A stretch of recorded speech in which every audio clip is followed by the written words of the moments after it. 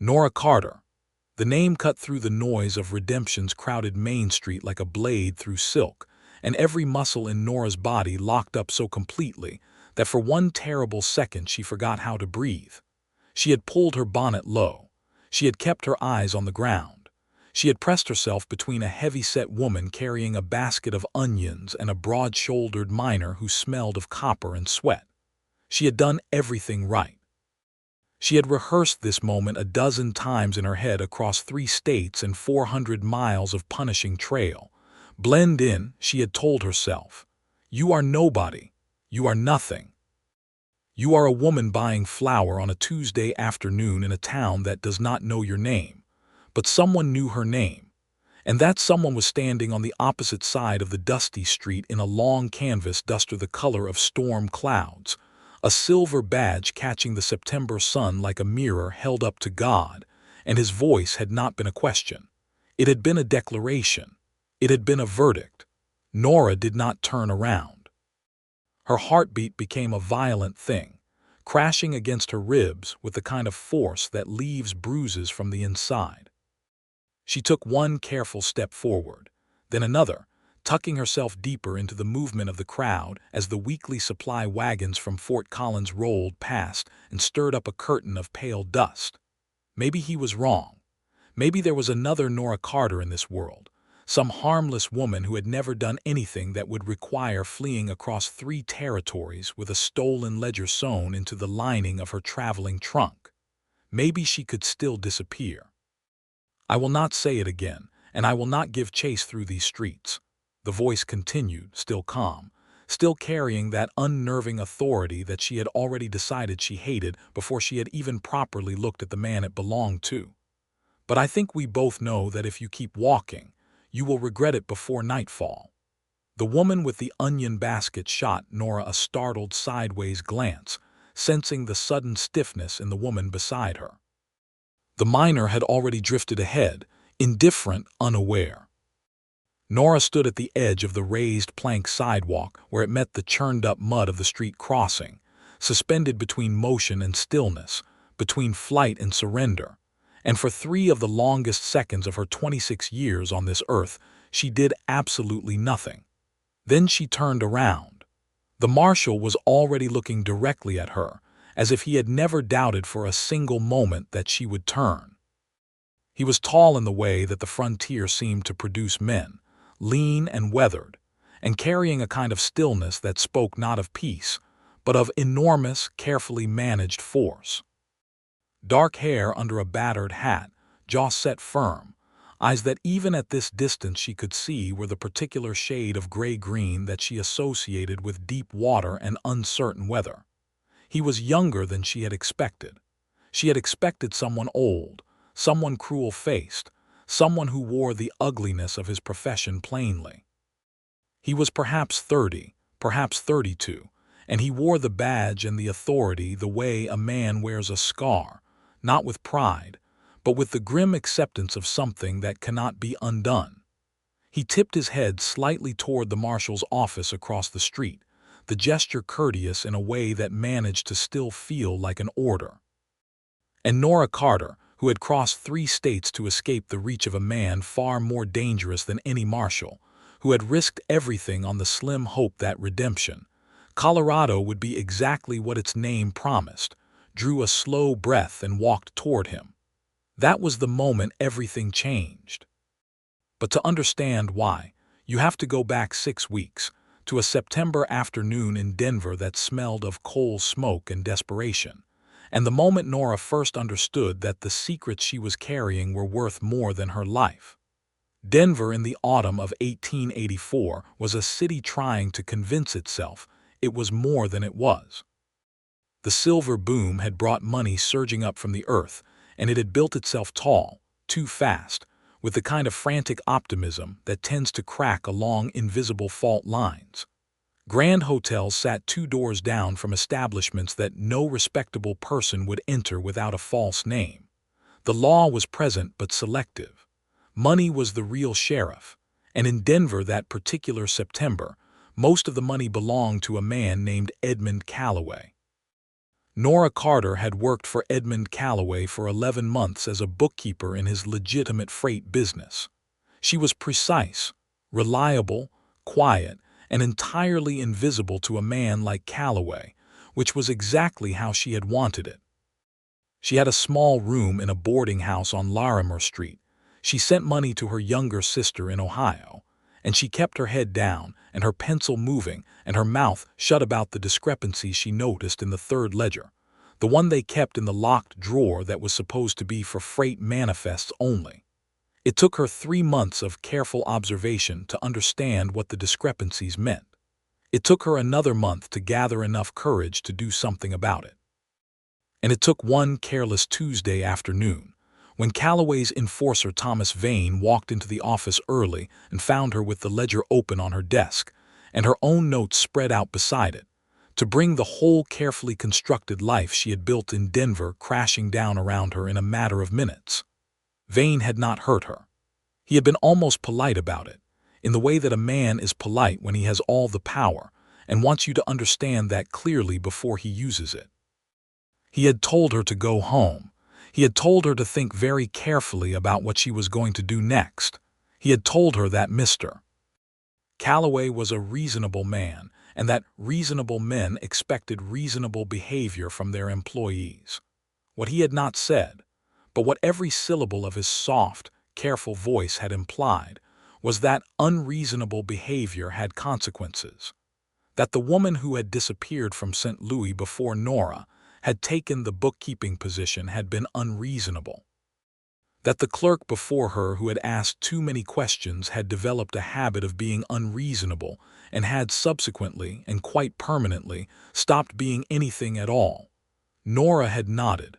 She had smiled. She had put the ledger back in the drawer and locked it. And then she had gone home, sat down on the edge of her narrow bed in the boarding house on Larimer Street, and thought clearly and without panic for perhaps the first time in her life about what survival actually required. She went back to the office at 2 in the morning.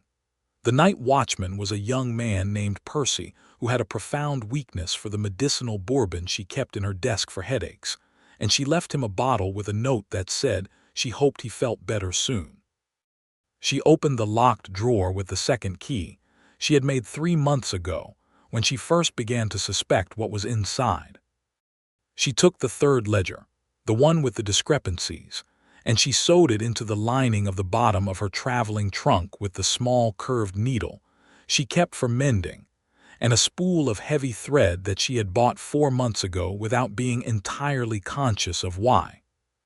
She left Denver on the first morning stage, before the sun was properly up, with one trunk, one carpet bag, $68 saved over 11 careful months, a falsified destination written in the stage office register, and a plan that had approximately 4 moving parts, all of which depended on things going somewhat right.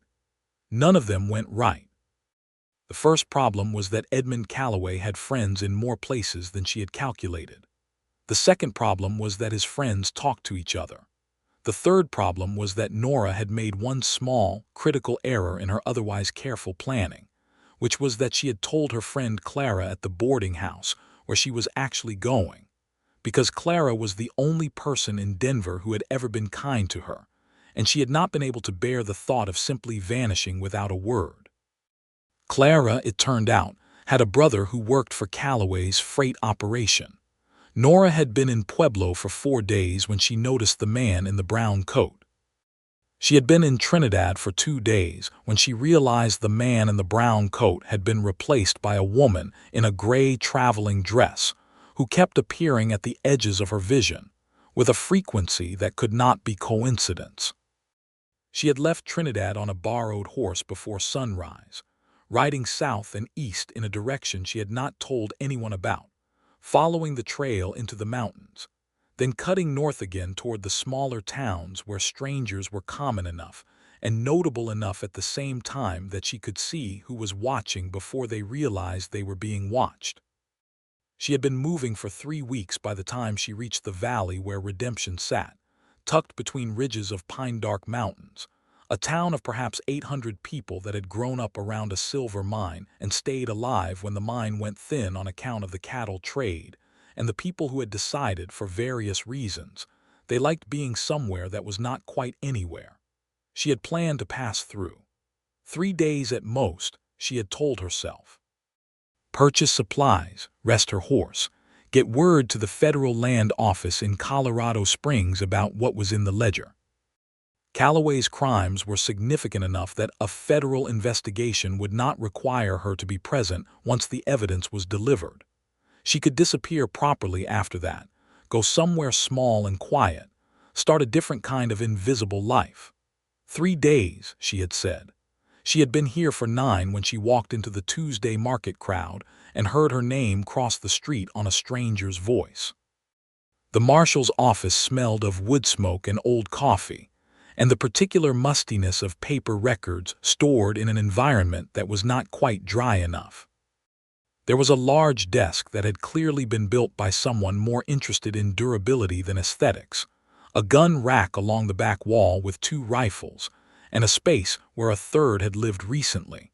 3 cells along the side with iron doors standing open, because the town was currently behaving itself, and 2 windows so dusty they turned the afternoon light amber before it touched anything. Harlan Mercer walked in behind her and closed the door, and then he went around the desk and sat down without any particular hurry, and he looked at her with those deep-water eyes for a moment that stretched long enough to become uncomfortable. "You are going to tell me," he said at last, "that you do not know why I called your name across the street." "I am," Nora said. "And then I am going to tell you that I had a telegram 3 days ago from the Denver City Marshal asking me to detain one Nora Carter, female, 26, brown hair, gray eyes, traveling alone, last seen heading in the direction of the San Luis Valley." The word detain landed in her chest like something cold. "And then," Harlan Mercer continued, his voice carrying the same unnerving evenness it had held across the street, "you are going to tell me that you have no idea why the Denver City Marshal would want you detained." That was going to be my second point, yes. He looked at her for another moment, and she had the uncomfortable sensation that he was not looking at her the way most men looked at women, sizing up beauty or softness, or the particular kind of harmlessness they expected from the female sex. He was looking at her the way a man looks at a problem he has seen before but in a form he has not quite encountered, turning it in his mind, testing its edges. "The telegram," he said slowly, "came from Edmund Calloway's personal attorney, not from the marshal's office. It was forwarded through the marshal's office, but the originating party was a man named Hargrove, who operates out of an address on 15th Street in Denver that I happen to know from previous professional experience is associated with some very flexible interpretations of what constitutes legal behavior." Nora sat very still. "The charge listed," Harlan went on, "is theft. Specifically, the theft of company property valued at an amount that would constitute a felony in 3 territories. "I am a bookkeeper," Nora said carefully. "I did not steal money. The telegram does not say money." The silence between them had a texture now, dense and complicated, the kind of silence that forms when 2 people are each holding information that the other does not have and both of them know it. "What did you take?" Harlan asked, and here was the moment. Here was the forced choice she had been dreading since she heard her name split the afternoon noise of a market street in a mountain town in Colorado. She could lie. She had become reasonably competent at certain kinds of strategic dishonesty over the past 3 weeks, the kind that involved misdirection and omission rather than outright fabrication. Or she could tell the truth and throw herself on the mercy of a man she had met approximately 8 minutes ago who held her future in hands she had not yet decided whether to trust. She studied his face. She had become good at reading faces in the 11 months she had worked for Edmund Calloway, because reading faces was a survival skill in an environment where the wrong expression at the wrong moment could mean the difference between keeping your position and finding yourself standing on the street with no references and an enemy. Harlan Mercer's face was harder to read than most. There was no performance in it, no careful management of impression, no layer of charm laid over something darker underneath.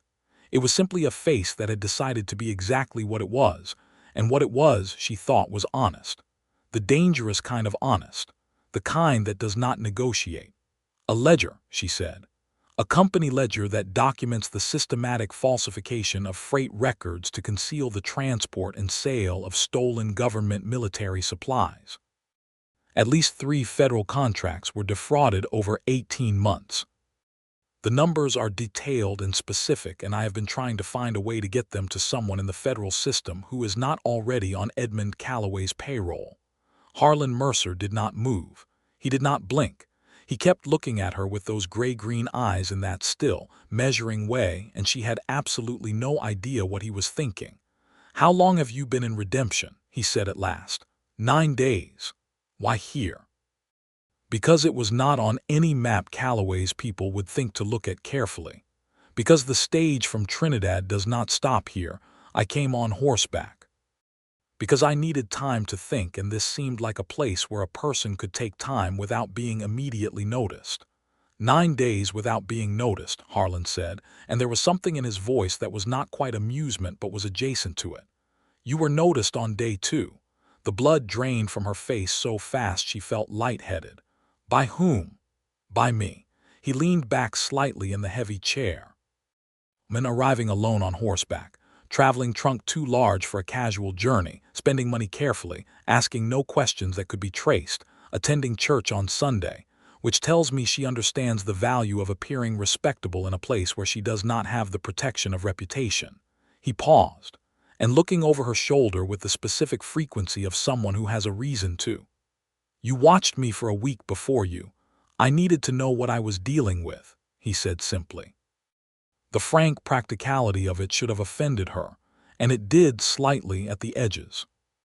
But at the center of it she found something unexpected, the comprehension that he had taken a week to assess before acting, which meant he was not the kind of man who acted on the first available information, which meant the telegram from Calloway's attorney had not produced the immediate response Calloway had expected, which meant that Harlan Mercer was already, on some level, skeptical. The telegram says I am a thief, she said. The telegram says a lawyer in Denver, employed by a man I have heard connected to some interesting federal inquiries, says you are a thief. And what do you say? He looked at her for a long moment, and the afternoon light through the amber-dusty windows caught the side of his face, and she noticed, with a peculiar irrelevance, that he had a thin scar along his left jaw that had healed badly once and been a significant injury. I say, he said, that I would like to see the ledger. She did not answer immediately. The logical part of her mind was running rapid calculations. Showing him the ledger meant trusting him with the only leverage she had. Not showing it meant he had no reason not to wire Denver and report her location and comply with the request from Calloway's attorney, if only to avoid the professional complication of ignoring it. If I show you the ledger, she said, I need to know that you will not wire Denver before you have read it. I am not in the habit of making promises to people I have known for 11 minutes, he said. Then we are at an impasse. He looked at her. She looked at him.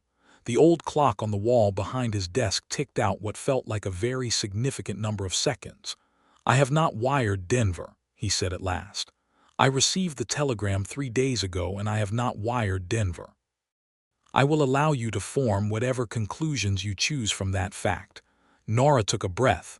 Then she nodded once, stood, and walked to the door. Where are you going? He said. To get the ledger. It is at the boarding house. She glanced back at him. Unless you intend to accompany me as a prisoner rather than she paused, searching for the right word, a person bringing evidence voluntarily. He stood, reached for his hat from the rack beside the door, and opened it for her. I will walk with you, he said. The street is muddy after yesterday's rain and you should take the boards. It was such an oddly ordinary thing to say in the middle of everything that she almost laughed. She did not, because she did not yet have any room in her chest for laughter, but it was close. The walk to Mrs. Patterson's boarding house was 4 blocks, and they covered them in a silence that was less uncomfortable than it should have been. Nora was acutely aware of him beside her, the unhurried length of his stride, the way the townspeople they passed greeted him with a particular mixture of warmth and something that was not quite deference, but was the respect one extends to a force that is reliably on your side. He knew all of their names. He returned every greeting with a specific word or two that indicated genuine familiarity, not the performed familiarity of a politician. Redemption liked this man. She could see it in how they looked at him. She wanted to distrust that observation because it was inconvenient. She was not yet certain she could. Mrs. Patterson's boarding house was a large 2-story building that had started its life as something else and been converted with more enthusiasm than expertise. It smelled of bread and lye soap and the particular damp warmth of a house that was always occupied. Mrs. Patterson herself, a small woman of 60 with bright eyes and an opinion on everything, appeared in the hallway as they came through the front door and looked at Harlan with an expression that cycled through surprise, assessment, and resolution in approximately 2 seconds. "Harlan," she said, "something the matter?" "Nothing that can't be sorted, Cora," he said. "Miss Carter is retrieving something from her room." The use of her actual name with perfect comfort, after having been terrified to hear it 40 minutes ago, was a strange experience. Like the word had been washed of its threat simply by being spoken by someone who was not using it as a weapon. She retrieved the trunk from her room, opened it, and used the small curved needle from her mending kit to carefully unpick the stitches along the bottom lining, while Harlan stood in the doorway with his back to her and gave her the privacy of not watching. She appreciated that without meaning to. The ledger was slightly warped from being sewn flat against the trunk's base for 3 weeks, but the pages were intact, the ink unsmeared, the figures clear and damning and precise in the way that only figures recorded by someone who expected them to serve a specific future purpose can be. She carried it back to the marshal's office. Harlan Mercer read it for 2 hours without speaking. She sat in the chair on the other side of his desk and watched him read, and she noticed that he read with the careful attention of someone who understood what he was looking at, which meant he had some financial literacy that surprised her for a frontier marshal, and that his expression became progressively more still as he progressed through the pages, which was, she had already determined, his version of visible anger. When he finished, he closed the ledger gently, placed both hands flat on the cover, and looked at the middle distance for a moment that lasted approximately 30 seconds. "How did you make copies?" he asked. "I did not make copies. That is the original." He looked at her sharply. "I knew they would notice immediately that it was gone," she said. "A copy would have been worthless. The original has Calloway's own signature authorizing certain transactions that the falsified public records contradict. The original is the evidence. You have been walking around for 3 weeks with the only copy of evidence that could put Edmund Calloway in a federal prison. Yes, and he knows you have it. He knows I took something. He knows it was the ledger. He does not know precisely what I have done with it since, though I believe by now he has narrowed the possibilities considerably." Harlan was quiet again for a moment. Then he said, "The woman who followed you from Trinidad, gray dress." She sat straighter. "You know about her. She came through Redemption 4 days ago, stopped for one night at the hotel, asked some questions, moved on south." He paused. "I assumed she was looking for someone, which is not my concern unless she finds them and causes difficulty. Now I am revising that assessment. She is one of Calloway's people. She may have reported back that I was not in Redemption. Or she may have reported that she was not certain. The implications of that settled over both of them like a weather change, the atmospheric pressure dropping before a serious storm. They were probably running out of time. The comfortable 9-day grace period during which Redemption had felt like a temporary sanctuary was likely already over or close to it. "What do you need to make this mean something?" Harlan asked, tapping the ledger. "What is the next step?" She had thought about this. She had thought about little else for 3 weeks. The ledger needs to reach the United States Marshal's office in Denver, not the city marshal, the federal office. But it cannot go through anyone connected to the local system, because Callaway owns significant portions of the local political machinery. It needs to go directly to a federal officer with the authority to open an investigation, and it needs to arrive with testimony from me as the person who obtained it and can explain what it documents. Which means you cannot disappear, which means going to Denver is the opposite of hiding. Yes, he looked at her steadily, and you were planning to accomplish this alone. It was not a criticism exactly, but it landed with the slight sting of something accurate. I was planning to accomplish it somehow, she said. The specifics have been somewhat fluid. Something moved in his expression very briefly that she could not quite name. Not amusement, not contempt, something quieter and more complicated, something that might have been reluctant admiration if she had not been constructing reasons to mistrust him. I know a federal deputy marshal in Colorado Springs, he said. Man named Wesley Aldridge. We rode together for 2 years before I took the appointment here. He is not connected to Denver's political machinery. He reports to the district office in St. Louis, and he would know exactly how to handle this without it getting buried in the local system. She studied him. You are suggesting you help me get this to him. I am suggesting that you cannot do it alone, that I have means and contacts you do not, and that what is in this ledger represents a federal crime on a significant scale that falls within my professional obligation to act upon. And if Callaway's attorney sends another telegram demanding my detention is discretionary in cases where the circumstances are unclear, he said. The circumstances, I have decided, are unclear. She looked at him for a long time. The afternoon had shifted toward early evening, and the amber light through the dusty windows had deepened to something closer to copper, and the sound of the street outside had settled from the busy noise of market day into the quieter rhythms of a small town closing up its workday. Somewhere outside, a child was calling for someone. A wagon was moving, slower than before, the horses' hooves unhurried. The clock on the wall continued its meticulous progress through another minute. Why? She asked. Why what? Why does this matter enough to you to put yourself between a federal booking office in Denver and a man with Callaway's resources? This is not your case. This is not your jurisdiction. The professional obligation argument is thin, Marshal, and I think we both know it. He was quiet for a moment, and she could see him deciding something, weighing something, the same kind of internal calculation she had been running since she first turned around on that street and walked toward him. My father was a freight operator in Kansas, he said at last, his voice measured and even. Not a large one. 1 wagon, 2 contracts, and enough ambition to be noticed by a man with more resources and fewer scruples who wanted the contracts and did not want the competition. The methods that man used were legal enough on the surface. Falsified records, manufactured debt, a witness who disappeared before the hearing. He paused. My father did not recover from it. The operation went under. We lost the house the year I was 14. Another pause. I took a different path than the law initially.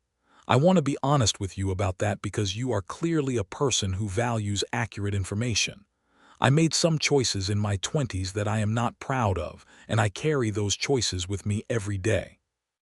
Taking this appointment was part of a longer process of trying to do something right with what I know and who I became. He looked at the ledger. What is in here is the kind of thing that destroys ordinary people while the person doing it continues to live well and untouched. That offends me in a specific and personal way. The silence afterward was different from all the silences before it, warmer somehow, less defended. How old are you? She asked, and immediately was not sure why she had asked it. 31, he said, and then almost carefully, you are 26. The telegram was thorough, she said. It was. They looked at each other, and something passed between them that was not yet a name but was already gathering itself into a shape, like the first cold accumulation of a storm that has not yet committed to falling. I need a day, she said, to think. I need you to be careful for that day, he said. Do not walk the main street alone after dark and do not tell anyone else why you are here. I have not told anyone anything. I know, but now you have told me. He stood, picked up the ledger, and she instinctively reached forward. I will need that back, she said. I am going to lock it in the office safe, he said. It is safer here than in a boarding house trunk. She held his gaze for one more moment, then lowered her hand. Trusting him with it felt like stepping off a known surface onto one that might hold her weight or might not. But she had been standing on the known surface for 3 weeks, and the known surface had been leading her in circles. Good evening, Marshal, she said. Miss Carter, he said, and the way he said her name now, the same name that had stopped her cold in the market street, had changed completely. It sounded like something he intended to remember. The next day she spent in deliberate, careful normalcy, helping Mrs. Patterson in the kitchen in the morning, because it gave her something to do with her hands, walking to the general store in the afternoon to purchase some thread she did not need, sitting in the small garden behind the boarding house in the early evening with her hands folded in her lap and her mind running through every angle of what Harlan had proposed.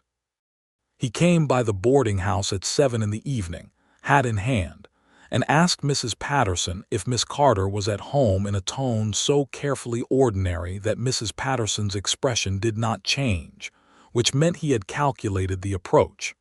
She appreciated the calculation. They sat on the front porch in the fading light because it was the right kind of visible, two people having an unremarkable conversation where anyone could see them and draw whatever boring conclusion they chose.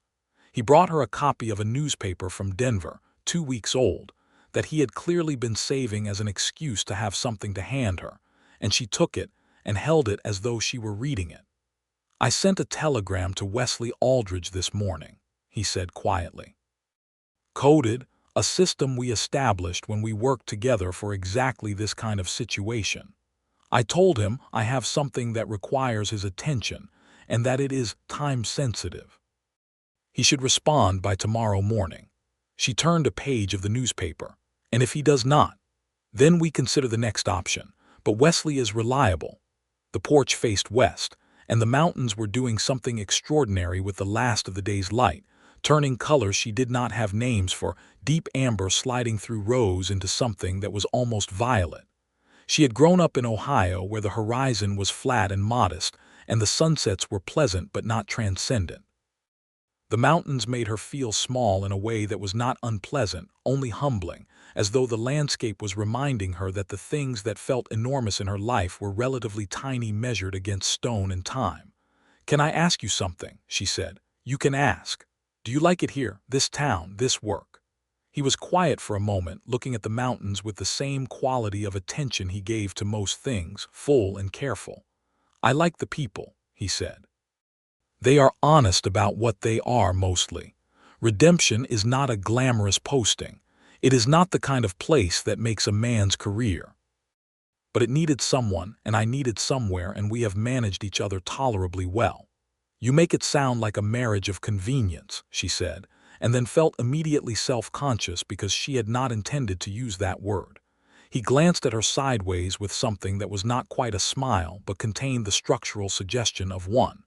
"Maybe it started that way," he said. 3 years in, I think I might actually love it." She focused very hard on the newspaper.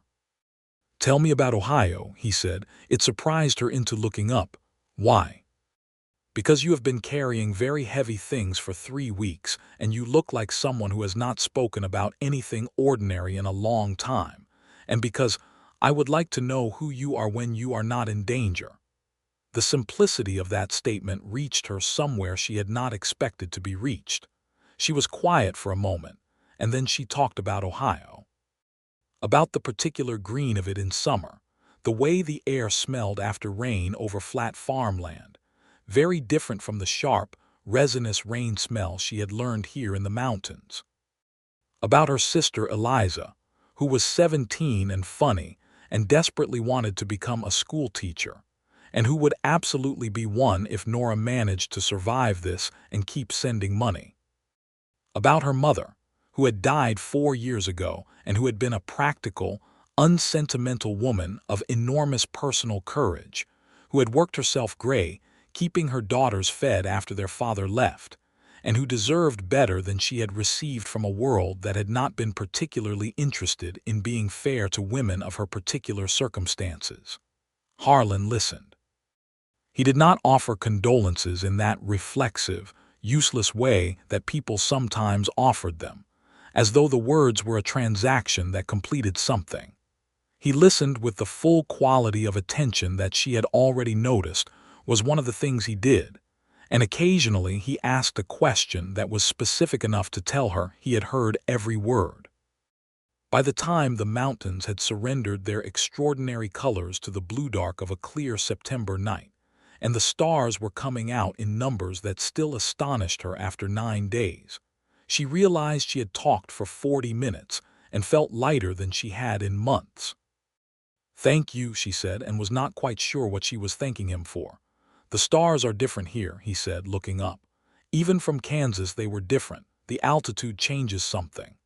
They sat quietly for a few minutes looking at the sky, and it was a comfortable quiet, the kind that requires a particular kind of ease between people to exist, the kind that cannot be manufactured. "What were the choices you made in your 20s that you are not proud of?" she asked. She had been wondering since he mentioned it. He turned to look at her and she could see him deciding again, that same internal weighing. "I rode with some men whose relationship to the law was adversarial," he said carefully. "For about 2 years. Nothing violent, I want to say that because I need you to know that, but dishonest in ways I am not comfortable with now. I helped move stolen cattle through several counties. I looked away from things I should not have looked away from. I left a man on the trail who had been injured by members of the group I was riding with because leaving was easier than intervening, and that is the one I think about most. He was quiet. His name was Arthur Finch and he survived. I found out later, because a family from a homestead nearby came along and took him in. But I did not know he would survive when I made the choice to ride on, and I have to live with what that means about the person I was then. The honesty of it landed with a weight that felt like trust. Not cheap trust, not the easy disclosure of someone who has decided you are safe and therefore stops filtering. The careful, deliberate trust of someone who has decided that in this specific situation, at this specific moment, honesty serves better than impression management. "I do not think a person's worst moment is the whole of who they are," she said. "No," he said, "but it is a part, and refusing to look at it directly is how you repeat it." She looked at him in the dark with the stars bright overhead and the town of redemption breathing its quiet nighttime breath all around them, and something that had been wound very tight inside her for 3 weeks, possibly longer, possibly much longer, loosened one careful increment. She went inside when Mrs. Patterson appeared at the door to inform the night that she was locking up, and Harlan stood when she did, and he said good night to her with the same quality of ordinary courtesy he would have given any person, which she thought was kind of him, because nothing about their interaction had been ordinary, and pretending otherwise in front of the boarding house proprietress preserved something that she did not yet have words to name. The telegram from Wesley Aldridge arrived the following morning. Harlan brought it to the boarding house at 8, folded in his breast pocket, and handed it to her without comment. It read, decoded through the system he explained to her, as follows: "I understand. I will be in redemption in 5 days. Do not move the evidence and do not let the subject leave. I will bring authority enough." "Do not let the subject leave," she read aloud. "He means keep you safe," Harlan said. "Wesley communicates in terms of tactical imperatives. He is more considerate in person." 5 days, she said. 5 days. It should have felt like waiting. It did not entirely feel like waiting. The 5 days that followed were not safe days precisely, but they were the kind of days that have a texture to them that she would think about for a long time afterward, the quality of an interlude between one thing and another, during which ordinary life continues with an awareness of its own temporary gift. She helped Mrs. Patterson hem curtains, and thought about Edmund Calloway and the Ledger and what would happen in Denver. She read the 2-week-old newspaper from cover to cover, and then read the month-old editions that Mrs. Patterson kept in a basket by the parlor fire. She walked to the small church on the north end of town and sat in it for half an hour on Thursday morning when it was empty, not precisely praying but thinking in the kind of deliberate, organized way that quiet spaces promote. And every day, Harlan found a reason to be somewhere she was. Not conspicuously, not in a way that announced itself as protection, but with the quiet, systematic presence of someone who has decided that a person is worth watching over and has incorporated that decision into his daily patterns without fanfare. He stopped by the boarding house each morning on the pretext of checking in with Mrs. Patterson about a minor property dispute regarding the fence line on her east boundary that he had apparently been helping to resolve for 6 months, and that seemed to require an extraordinary number of mornings to settle. He happened to be coming out of the general store when she went in on Wednesday. He joined the small group of town residents who gathered on the church steps after Thursday services to talk, and he talked to her the way he talked to everyone, comfortably and without performing, which was somehow more disarming than any deliberate attention would have been.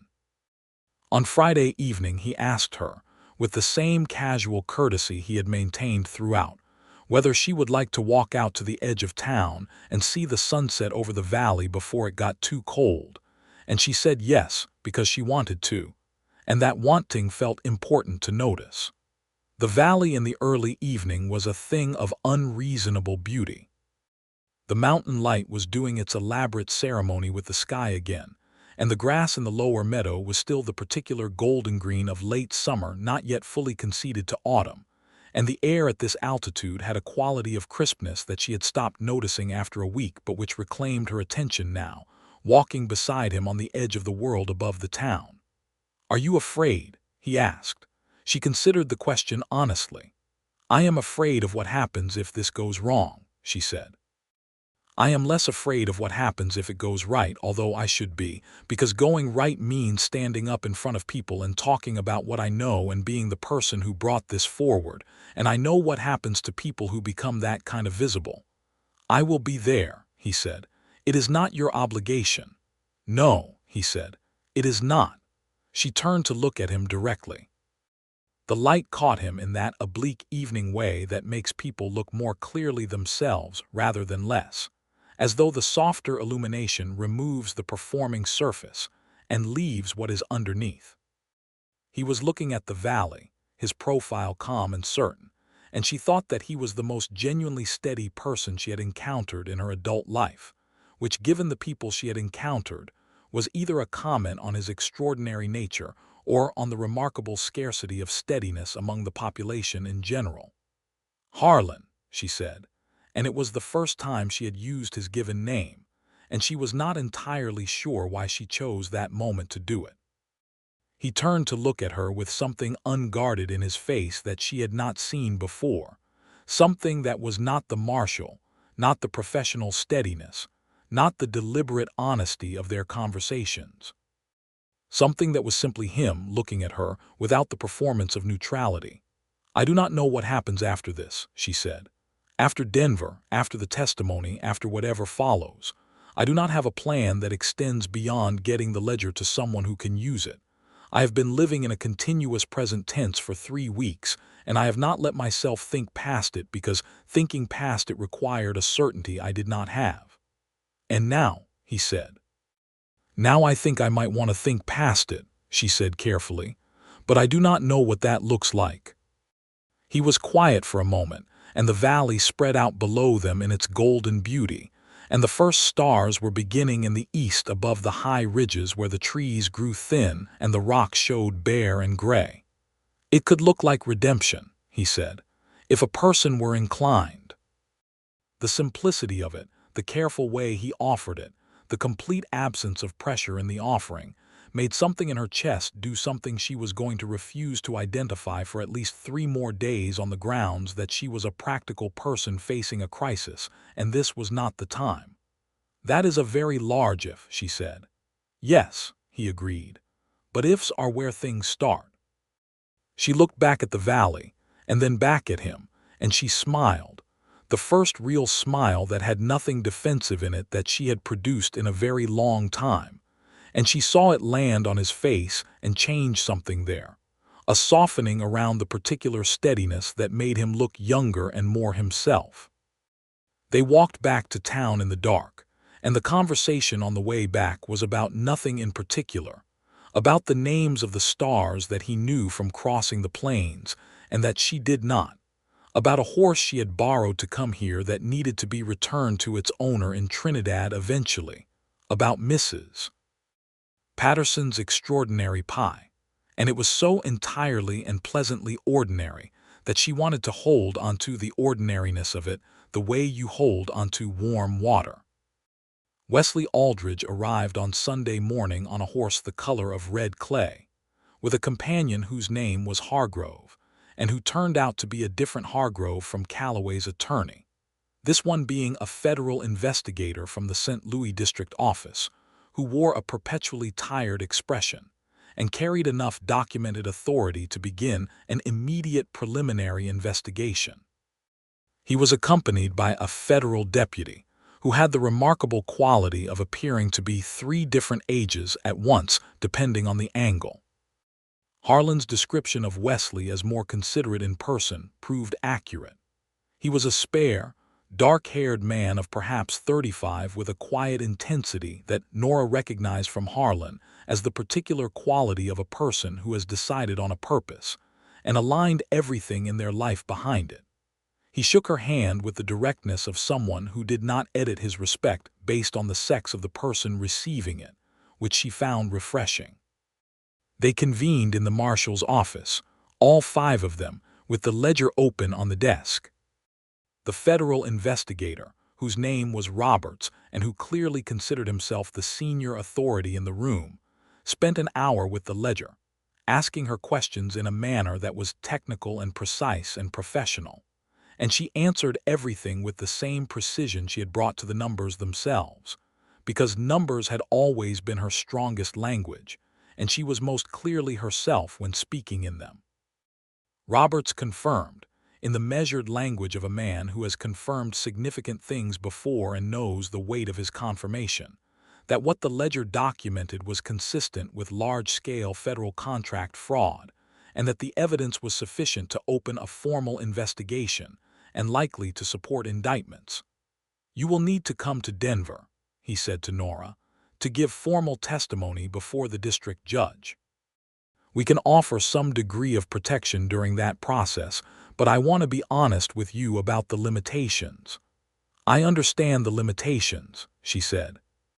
"The Attorney General's office has been aware of certain concerns regarding Calloway's operations for some time," Roberts continued, "but this is the first concrete evidence of sufficient quality to move on.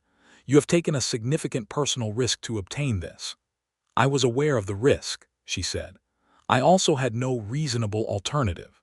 Wesley Aldridge was looking at Harlan during this exchange with the expression of a man who is reading something between lines.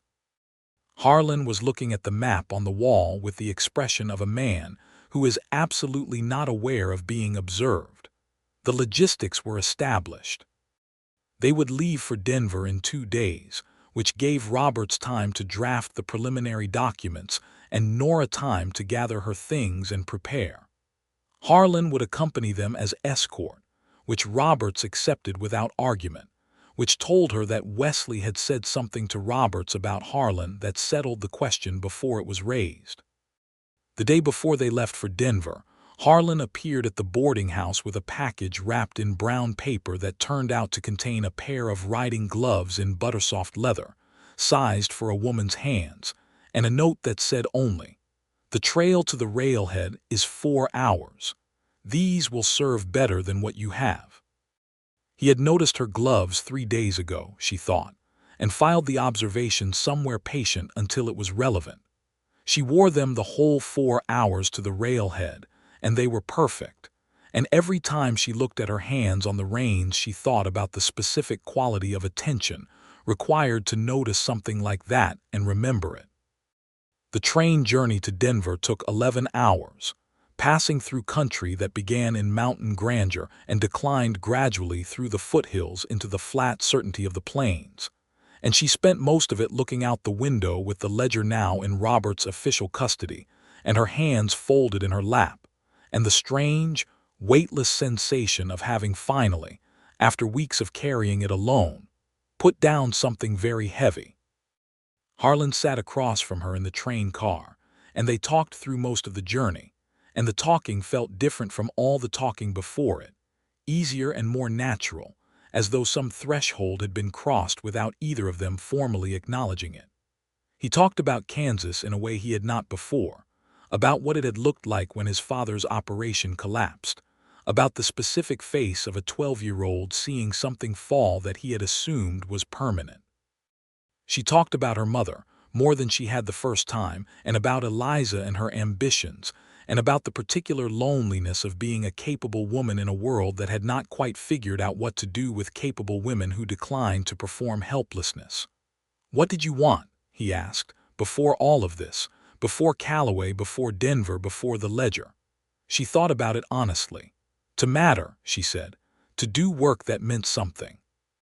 To be in a place where I could be entirely what I am without editing myself to fit someone else's expectation of what I should be." She paused. I had not found it yet. He looked at her with those deep-water eyes. "Had," he said. Past tense. She met his gaze. Had. Denver in late September smelled of coal and money, and the particular tension that comes from a city that knows it is being watched.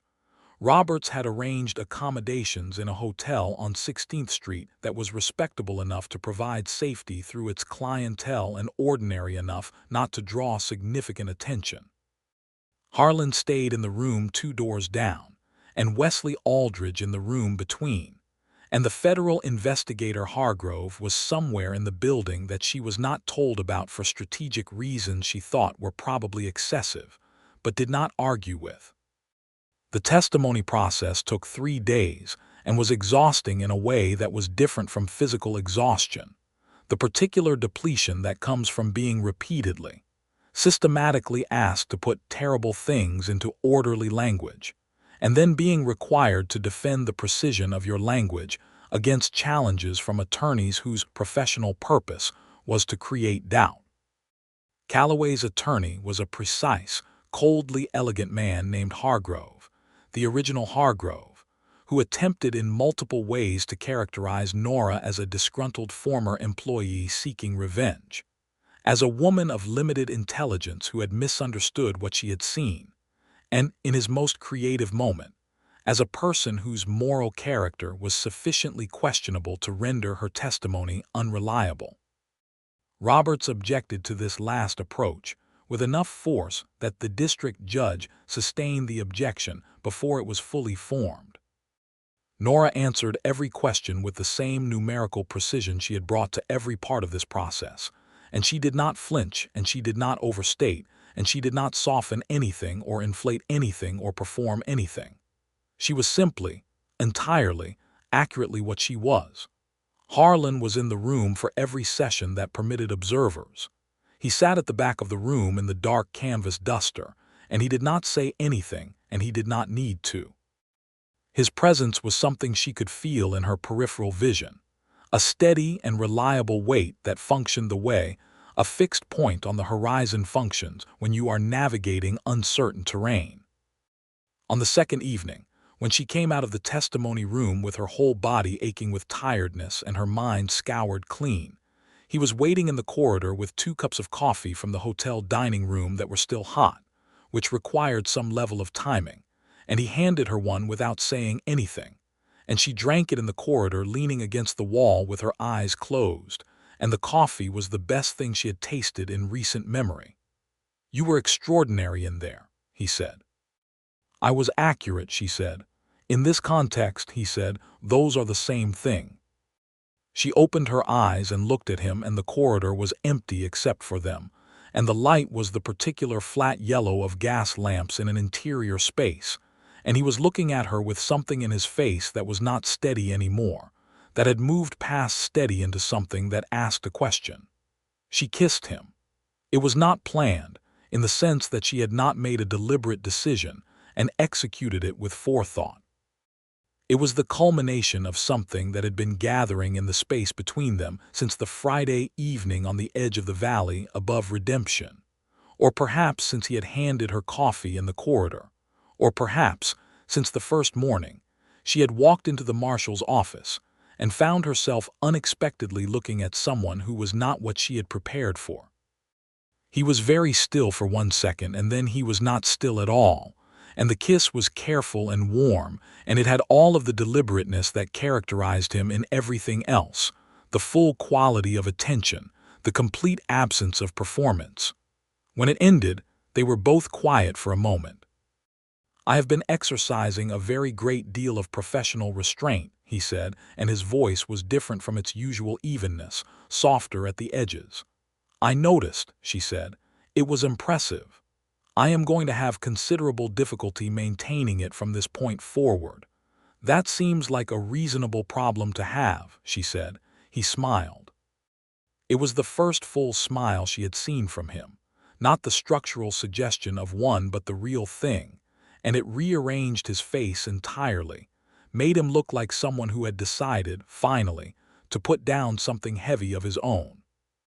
The third day of testimony concluded with the district judge issuing the preliminary findings that Roberts had clearly been expecting, findings that formally opened the federal investigation into Edmund Calloway's freight operation and directed the federal marshal's office to detain Calloway pending a formal hearing.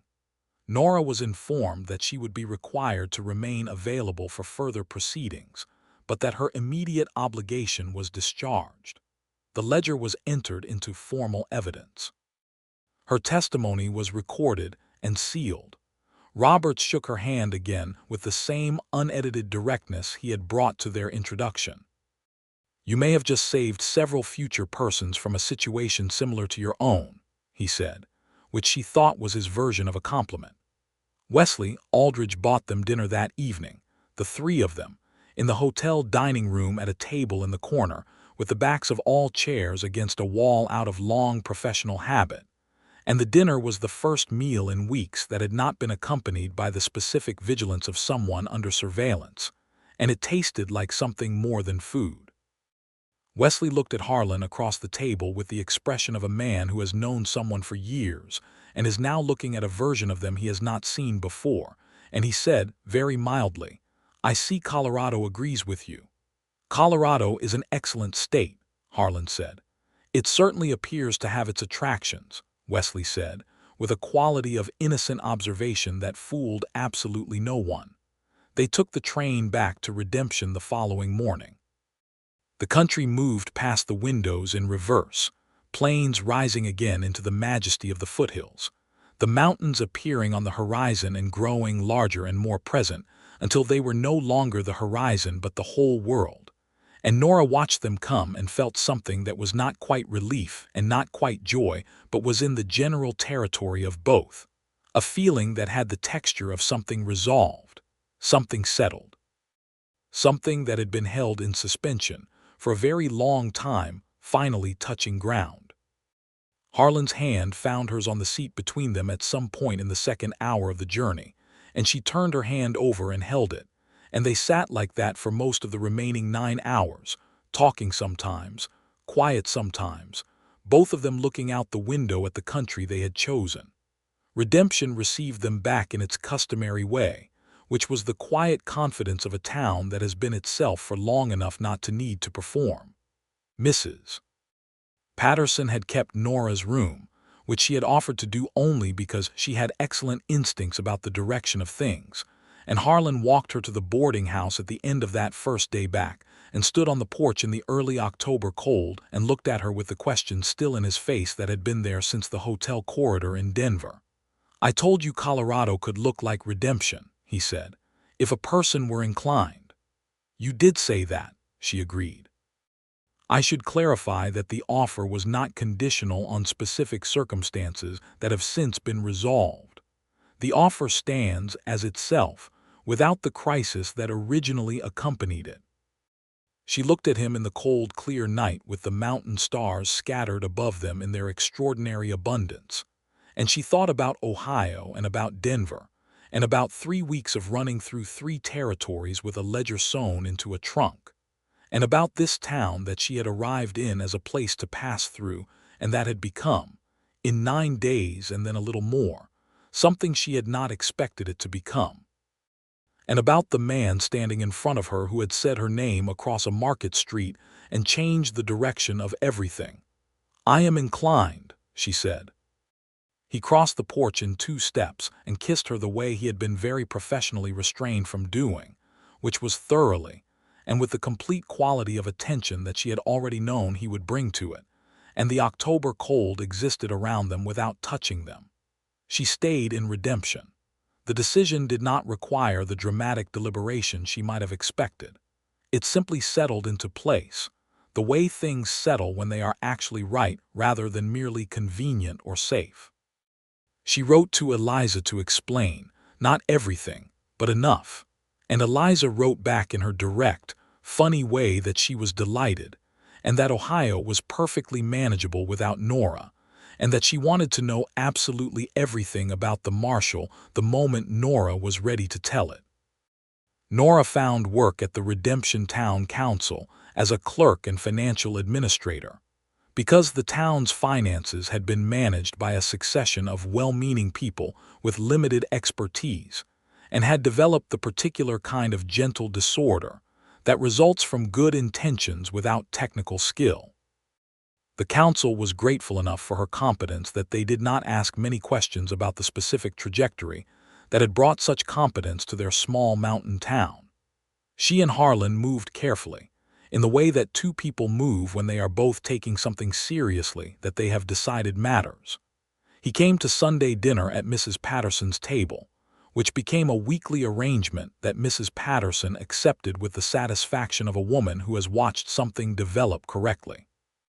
He showed her the parts of the valley she had not yet seen, the upper meadow beyond the ridge where the aspens had gone fully golden and trembled in the wind with a sound like distant water, the creek that ran fast and clear along the north edge of the property, where the town got most of its water, the view from the top of the eastern ridge, where on a clear day you could see 3 mountain ranges stacked like blue paper against the sky.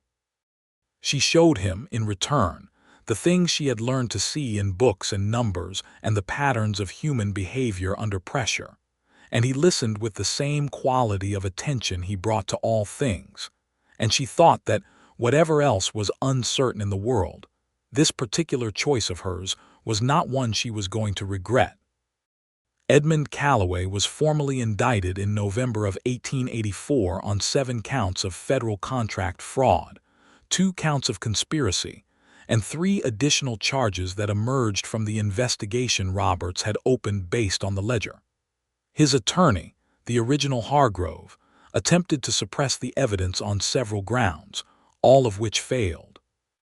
Thomas Vane, the enforcer who had first discovered Nora with the ledger, entered into an agreement with federal prosecutors that involved his own testimony in exchange for considerations that the newspapers reported vaguely, and that Nora preferred not to think about too carefully. She received formal notification in December that her status as a material witness was discharged, that the investigation no longer required her presence, and that she was free to conduct her life without restriction.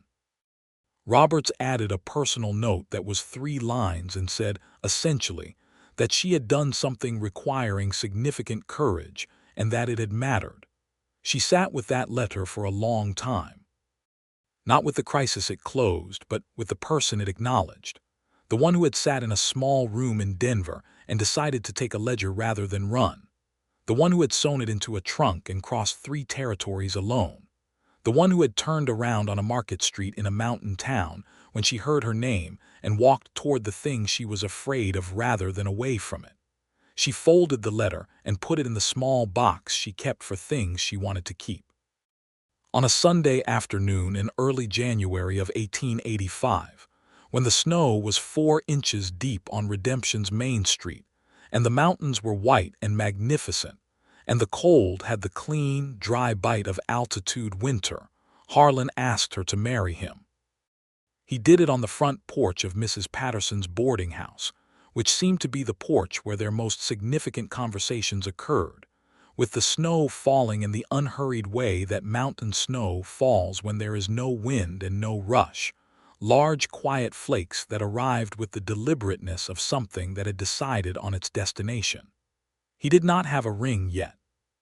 He told her that plainly, with the honesty that was one of the things she had come to love about him, and said he wanted to ask first and get the ring after with her, because he had decided it was her ring and it should be something she chose. She said yes immediately, which was unusual for a woman who generally took her time with important decisions, but which felt, in this specific case, like the only accurate response. The ring, when they chose it a week later from the jeweler who operated out of a small shop on the south end of Redemption's Main Street, was simple and gold with a small setting that held a pale blue stone the jeweler called a blue topaz that was the color of the sky at 10 in the morning on a clear day over the mountains. She wore it as though it had always been there. They were married in March, when the snow was still present but beginning, very tentatively, to consider leaving. The ceremony was performed by the minister at the small church, where Nora had sat alone on Thursday mornings in the empty silence and thought about what she was carrying. The minister was a gentle man named Crawford who had been in Redemption almost as long as the mountains had, and who seemed to find the whole proceeding very satisfying. Mrs. Patterson cried, not because she was sad, but because she was the kind of woman who cried at things that were exactly right. Wesley Aldridge had come from Colorado Springs, which Harlan told her was more revealing of Wesley's feelings than anything Wesley would actually say on the subject. The town council members attended, somewhat to her surprise. The jeweler attended, probably because he had known the ring was destined for something that mattered. She wore a dress that she had made herself from a length of deep blue wool that she had ordered from the dry goods store in December, because she was a practical woman who knew how to sew, and because blue suited her, and because no one was going to tell her that a woman being married in a Colorado mountain town in March needed to wear white silk. Harlan looked at her when she came up the aisle with an expression that she was going to hold onto for the rest of her life, an expression that was not surprise but was its own category of something, profound and unguarded and completely certain.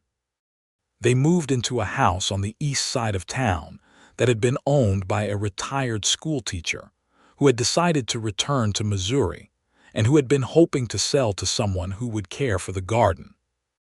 It was not large, but it was solid, built with the thick timber walls that the mountain winters required, with a front parlor that got the morning sun and a kitchen that was bigger than expected, and a garden that in April, when the last of the snow retreated from the southern-facing beds, revealed the ambitions of the schoolteacher in the form of a carefully planned arrangement of hardy perennials that would bloom from spring through autumn, and that Nora approached with the same analytical precision she brought to balance sheets, learning each plant's name and requirements with the methodical thoroughness of someone, expanding their fluency into a new language. Life in Redemption had a rhythm that she had not understood in those first 9 days of passing through, but that revealed itself as she became part of it. The town was genuinely itself in a way that larger places were not, the kind of small community where your presence is noticed, and your difficulties are known, and your celebrations are shared, and the social fabric is visible and palpable rather than abstract. She had worried before she chose to stay that the smallness would feel confining. It did not. It felt, instead, like the particular freedom of being fully known in a specific place, which was the freedom she had been looking for since before she knew she was looking.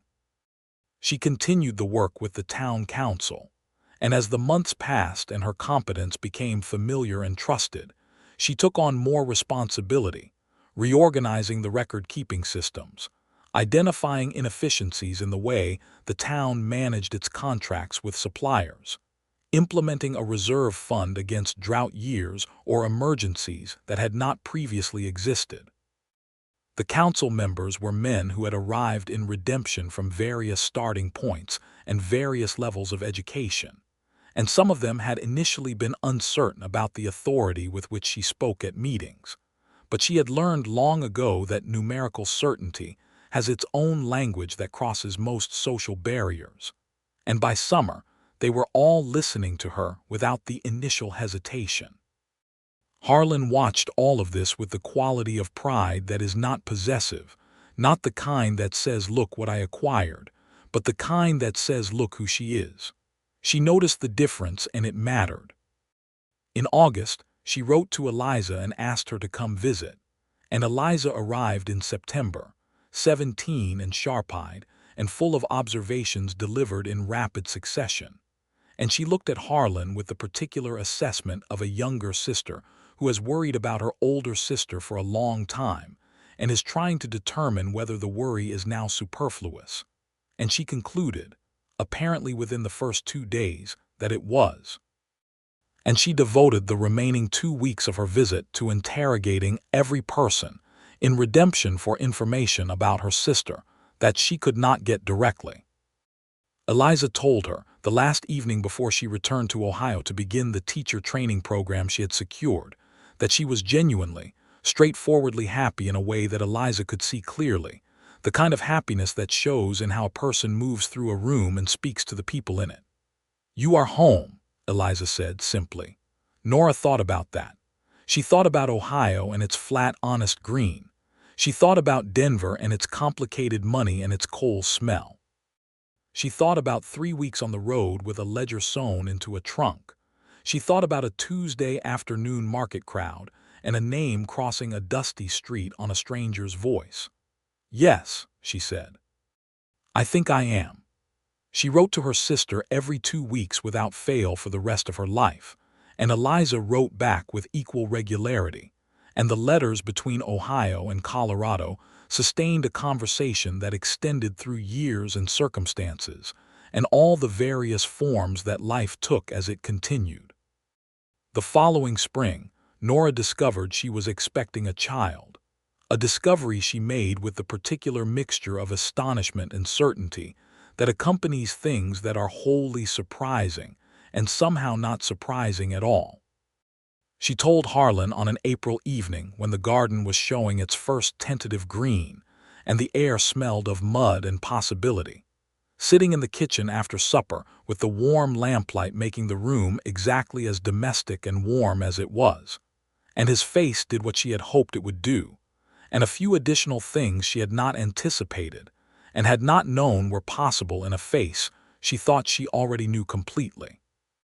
Their son was born in November of 1885, on a night when the first proper snow of the season was falling in the soft, deliberate way that mountain snow falls, and he arrived into the world with the vigorous announcement of a person who has opinions about being elsewhere and a remarkable quantity of dark hair, and they named him James William Mercer, James for Harlan's grandfather and William for no one specific, except that it sounded like itself.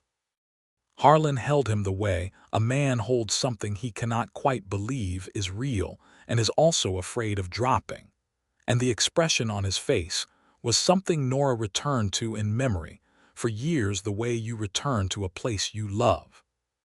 James was an energetic and opinionated child who walked at 10 months and spoke in full sentences at 18, and who had strong views about horses from a very early age.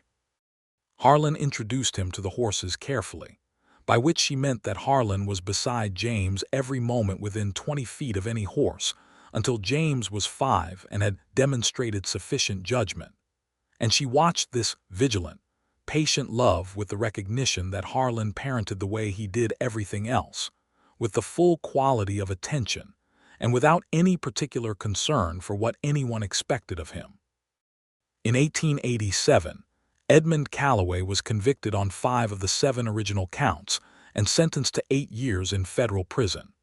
Nora received the news in a letter from Wesley Aldridge, who had maintained a periodic correspondence over the years, and she read it sitting in the kitchen with James playing on the floor and Harlan coming in the back door from the barn, and she read it twice, and then she set it on the table and sat quietly for a moment. "Good news or complicated news?" Harlan asked, reading her expression. "Resolved news," she said, "the kind that closes something." He read the letter, and then he put it down and looked at her with the steady gray-green gaze that she knew as well as her own hands by now, and he said, "It is over." "It is over," she agreed.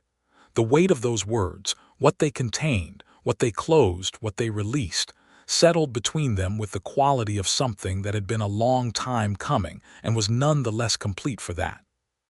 She went to him across the kitchen in the morning light, and he put his arms around her, and she stood in that steadiness that was one of the things she had been looking for without knowing what she was looking for, and for a long moment neither of them said anything. James, observing this from the floor with the pragmatic assessment of an almost 2-year-old, said "up," which was the appropriate response to almost any situation, and Harlan reached down and picked him up without releasing Nora entirely, which required some logistical creativity but was entirely characteristic. Their daughter arrived in 1889, and they named her Clara, partly for the friend in Denver whose betrayal had been unintentional and whose kindness had been genuine and who deserved to be thought of in both dimensions, and partly because it suited her. She had Nora's gray eyes and Harlan's propensity for stillness, and a personality that manifested itself in early childhood as a profound interest in the natural world, collecting rocks and leaves and feathers with the systematic intensity of a small scientist. James adored Clara with the wholehearted, somewhat overwhelming devotion of an older sibling who has decided that a younger one is their personal discovery and favorite project. Clara regarded James with the serene confidence of someone who knows they are loved and has not yet found this remarkable. Nora's work with the town council evolved as the years passed and redemption itself evolved, the silver mine reopening on a smaller scale in 1887, the cattle trade expanding as more families settled the valley, the railroad extending a branch line closer that made the 4-hour ride to the railhead a thing of the past.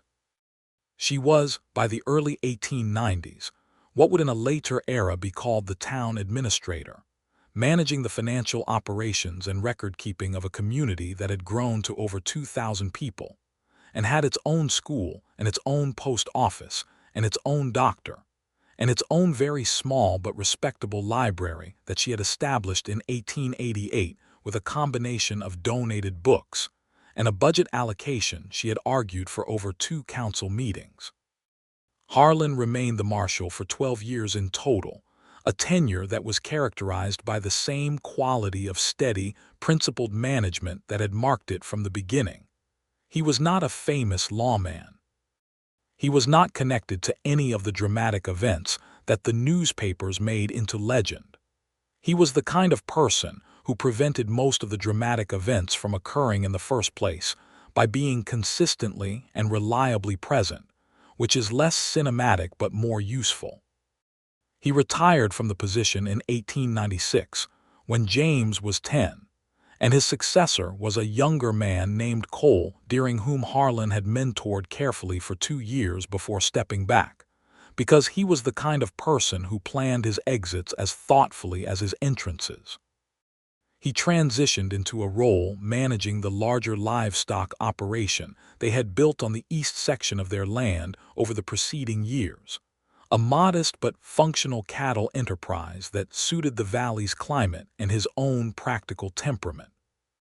On a September evening in 1897, which was the 13th anniversary of a particular Tuesday afternoon in a market crowd, they sat on the porch of their house in the early autumn dark, with the mountains doing their extraordinary thing with the last of the light, and James inside at the kitchen table, probably avoiding his schoolwork, and Clara asleep already as she always was, early and complete, with the decisiveness that characterized her in all things.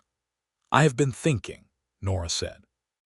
"That is generally a sign of impending reorganization of some kind," Harlan said. She smiled. "The ledger," she said. "I was thinking about the ledger. I have not thought about it in a while." He looked at her sideways. What about it? I was thinking about the specific texture of that period. 3 weeks of being entirely alone with something enormous and terrible, and having no idea whether anyone was ever going to help. And then walking into a town I had not planned to stop at, and hearing my own name in a voice I did not recognize, and not knowing in that first moment whether it was rescue or disaster. He was quiet for a moment. How long did it take you to decide which it was? She considered this genuinely. I think I decided when I walked toward you instead of away from you, she said. I did not know it was a decision then. But looking at it now, I think that was the moment. He reached over and found her hand in the dark the way he had on the train, the gesture as natural after 13 years as breathing, and held it with the same quality of attention he had brought to everything. I knew the moment you turned around, he said, before you had even taken a step. What did you know? That whatever was happening, he said, was going to be the important thing. She looked at the mountains in the dark, at the stars coming out over the ridges in their extravagant numbers, at the lights of redemption below and around them, at the house at her back that had been the school teacher's and was now irrefutably theirs, at the man beside her who had said her name across a dusty street and changed the direction of everything. And she thought about the word home that Eliza had used, and that she had agreed with, and that remained, 13 years later, precisely accurate. It was, she said. It was the important thing. The night settled around them in its mountain quiet, enormous and particular, the air cool with the first real edge of autumn, the season turning with the patient certainty of things that have done this before and know exactly what they are doing. Inside the house, James had apparently given up on his schoolwork and was now, based on the sound, rearranging something that probably should not be rearranged. Clara slept the deep, complete sleep of a child who has decided the world is fundamentally reliable. Harlan said her name in the dark, quietly, the way he had said it on that first evening on the porch, the way it had changed from a declaration to something else, something that was simply hers, a word that meant exactly what it was. Nora Carter, he said. Mercer, she said. Nora Carter Mercer, he said, with the precision of someone who intends to be entirely accurate. She leaned her head against his shoulder, and the mountains stood in the dark in their ancient indifference, and the stars continued their systematic generosity with light, and the town of redemption breathed its ordinary nighttime breath. And this was the shape of it, she thought. This was what it looked like. The thing she had been trying to find on the other side of 3 territories and a ledger and a dusty market street and a voice saying her name. This, exactly this. The person who had looked for her and found her and said her name and meant it, and the town that had kept them both, and the years that had been built between a September Tuesday and this autumn evening into something so solid and warm and real that she could not, no matter how she tried, identify a single place where she would have chosen differently. She would not have chosen differently. She knew that with the calm certainty of something long settled. The man beside her knew it too. He had known it for 13 years.